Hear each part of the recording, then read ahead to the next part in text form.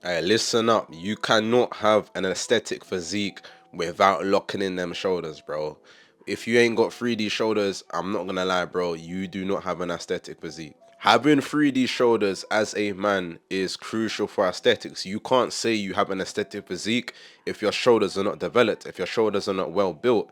And arguably, they're actually the easiest muscle to build simply because they have a lot of androgen receptors there. That basically means when you are fueling up your muscles with food, you're training really hard, they're gonna be much more responsive compared to other muscles like calves.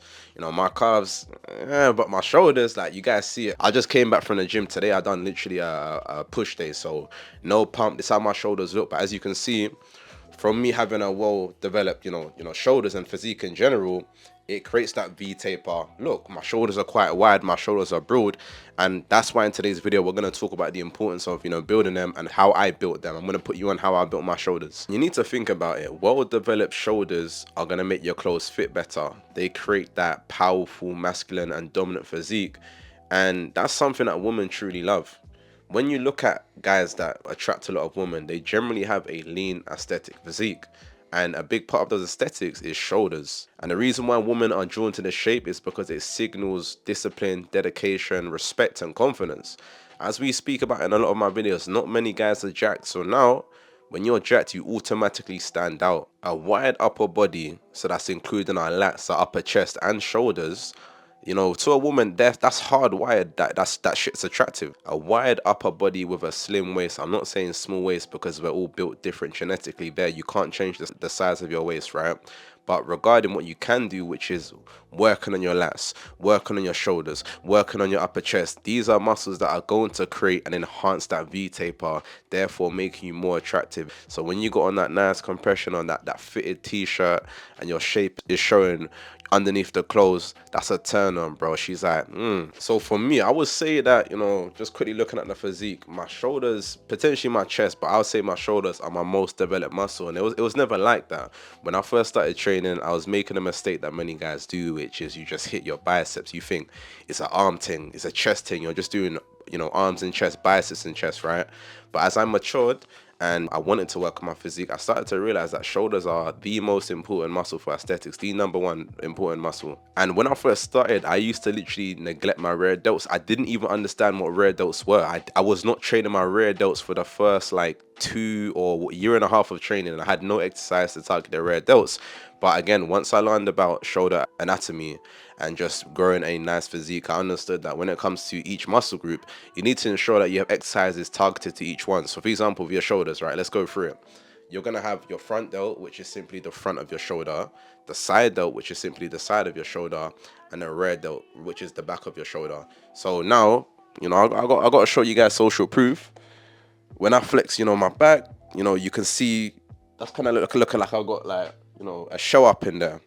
And that's because I've worked on my rear delts. So first of all, we're gonna start with the front delts. So you need to understand with front delts, they're technically being targeted for a lot of exercises. If you're doing any sort of pushing movement where you're pushing a weight or a barbell away from yourself, so bench press, incline dumbbell bench press, but those movements there, you're indirectly going to be using your shoulders. Your shoulders are going to be activated during that compound movement. A compound movement is a movement that involves multiple muscles, and that is one of them, the bench press, right? So you're going to hear a lot of guys say, oh yeah, you don't need to train your front delts because they're really shut up. That's stupid. Why would you not want to target them even more to get more growth and development? That just sounds like you're being lazy and weak-minded to me. So what I suggest for everyone is, at the start, I never even used to do shoulder press. My only exercise was front raises. For the first, I want to say like, yeah, I only started doing it recently. For the first 5 years of my training journey, I neglected the shoulder press. And that's because I found that front raises and all that stuff was working for me.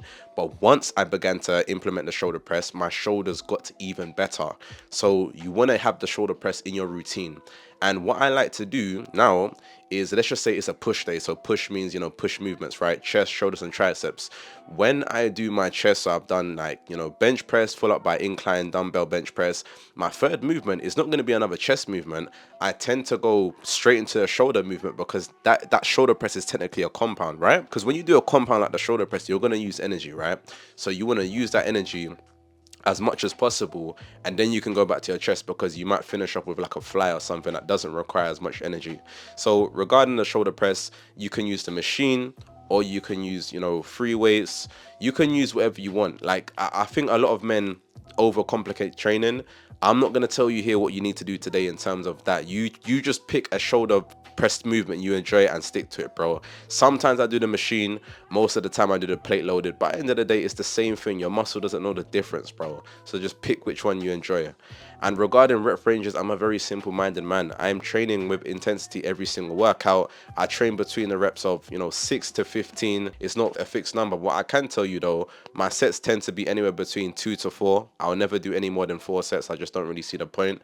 But when I get to that last set, I'm always taking that set to failure. So my first couple of sets for every exercise will be near to failure. I might have like a few more reps left in the tank, but my last set is always done to failure, because I understand the fact that if I was to do everything to failure, I am not going to provide my body with enough resources to grow. And if I want to give my front delts more attention, I tend to do a superset.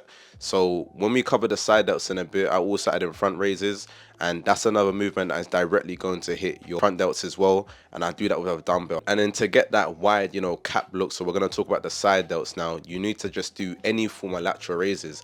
You can do the machine. I wouldn't advise that. I would just say stick to the cable or the dumbbell. I've been rotating recently, so I normally do like now 2 sets of the lateral raises on the dumbbell, 2 sets on the cable. But generally throughout my training journey, I've stuck to majority of the time doing the dumbbells. The dumbbells just seem to work really good. The pump goes crazy, but form is so important. So making sure that you're feeling it in the right place. If you're not feeling the correct muscle activate, your form is most likely off. So make sure you're practicing good form as well. And now this is an area that I used to neglect, and that's the rear delts. As I said to you guys before, for my first couple of years, I just wasn't doing the rear delts. And there's literally one exercise that has helped me grow my rear delts. I've only stuck to one. I've tried others, but none of them hit like that. And that is the rear delt cable fly. I'd go to a cable, set it to the top of the machine. I'm about 6 foot for reference as well. And I'm going to pull as close at a 90-degree angle as I can. So let's just say this is the cable. I'm gonna, pull from here, and I'm gonna come all the way back. And once I feel that squeeze in my rear delt, I'm gonna go up. And there's a mind to muscle connection thing that needs to happen here. You need to envision your rear delt's kind of taking over this movement, and your rear delt's pulling you back. So not just pulling with your hands, swinging, looking at it, you know what I'm saying? You need to lock it in nice and tight, bring it back. A few alternatives you can do is the reverse pec deck as well. I know a lot of people like that. Even face pulls indirectly hit your rear delts as well. And that's another thing, you're going to hit your rear delts during your pull day. So your rear delts are going to be activated during certain row movements. So imagine you're rowing, you're doing a seated row, your rear delts are going to be activated. So bear that in mind, that when you hit those movements, you're going to get some work on them too. So you can put your rear delt fly, or you can train your rear delts on a push day or pull day. I've always kept mine on my push day. So if I'm doing shoulders, I'm hitting it on that day. Like, it just makes sense to me. It's worked for me. If it ain't broke, no need to fix it. And another key with rear delts is just ensure that when you're hitting rear delts, you're actually using them. So a lot of people, like I said, your arms can take over your triceps, even sometimes your traps. But if you lock in that form, your rear delts are going to get most of the work. Rear delts are crucial not just for aesthetics, but also your shoulder stability. So making sure that your shoulders function and perform well. So do not skip them. Again, if you want cap delts, if you want to have that look, you need to be hitting them anyway. We want Boulder shoulders around here, so no days off, man. So to recap, remember there are 3 heads to the shoulder: front, rear, and side. You need to ensure that you pick at least one movement for each head. Stick to a routine consistently. Again, consistency is key. Brother come up to me at the gym the other day, bro, I've been training for 3 months and I'm not seeing as much progress as I wanted. Well, you can't really choose how much progress you get. It's about how much work you're putting in. And 3 months is not a long time. I've been training for 7 years. My shoulders, my physique would not look like this if I did not track my calories, work out consistently for the last 7 years. I am a product of my environment. I am a product of the work that I put in, and that is the same with your shoulders. Your body is a reflection of your lifestyle. So outside of what I've said today, how's your diet? How's your sleep? What are you doing to optimize these things outside of the gym? Because that's going to reflect how you act and perform inside of the gym as well. So remember, prioritize intensity, Personally, I recommend sticking to the 8 to 15 rep range. That seems to work really well for me as well. And make sure your form is on point and don't be skipping your workouts like I did. Also, I get asked a lot about the supplements that I use, so I was wondering if you want me to drop a supplement haul video for you guys where I break down everything I use, such as my Legion creatine, the Legion Triumph and Triton, which is a multivitamin and fish oil package, which I highly recommend for all men. Let me know if you want me to do that, because I do think it would be a really insightful video. And if you are interested in any of the supplements I ever use in my content, be sure to use my discount code Ramel or the link in the description. They always got sales going on. Right now they have a protein sale, so you can get one protein and another one 50% off, and the best flavor is cinnamon syrup. So yeah, let me know if you want me to drop a more in-depth supplement breakdown this week. Be sure to join my self-improvement community in the description below if you want more gym-related tips, even nutrition advice as well. We provide that right there. If you found this video useful, hit that like button, comment down below any other gym topics you want me to do and talk about, subscribe to the channel for more content, and keep it locked in with me, bro. I'll see you in the next one.